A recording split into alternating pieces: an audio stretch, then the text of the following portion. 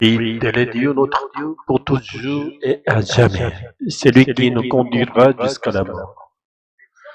Le psaume 48 est un cantique de louange adressé à Dieu. Il résulte la grandeur de Dieu, sa bienveillance, Hesed, sa justice, Tzedek, son gouvernement juste, Mishpat, et enfin sa conduite fidèle, Nahar.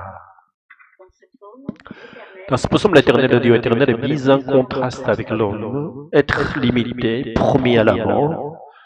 Toutefois, la Septante, version grecque, et la Vulgate, version latine, traduisent non pas jusqu'à la mort, mais pour l'éternité. Sans doute pour souligner la cohérence avec la première partie du verset, notre Dieu, pour toujours et à jamais. Et puisqu'à ce stade de la révélation biblique, la vie éternelle n'est pas encore pleinement révélée, la traduction jusqu'à la mort semble plus appropriée.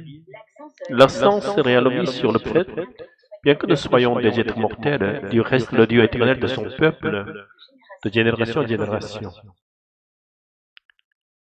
Aujourd'hui, nous qui sommes unis à Jésus-Christ, nous connaissons bien plus encore, non seulement Dieu nous conduit jusqu'à la mort, mais il nous conduit jusqu'à dans la vie éternelle.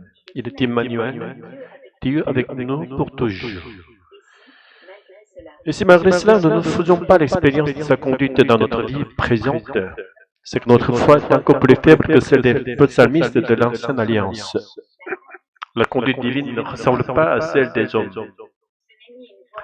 Ce n'est ni une voix audible ni une direction visible, c'est la main invisible de Dieu que seuls les cœurs spirituellement éveillés peuvent discerner et pour laquelle ils offrent des louanges remplies de gratitude. Celui qui le dit pour sa conduite invisible est celui qui en route réellement la grâce. Et plus nous remettons notre chemin entre ses mains, dans la reconnaissance, plus sa conduite deviendra évidente, fidèle et éternelle.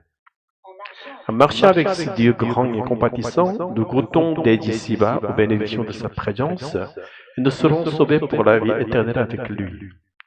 N'oublions jamais le Dieu Emmanuel, soyons de ceux qui le louent constamment et lui confient toutes choses. Que chacun de nous soit comblé de cette bénédiction.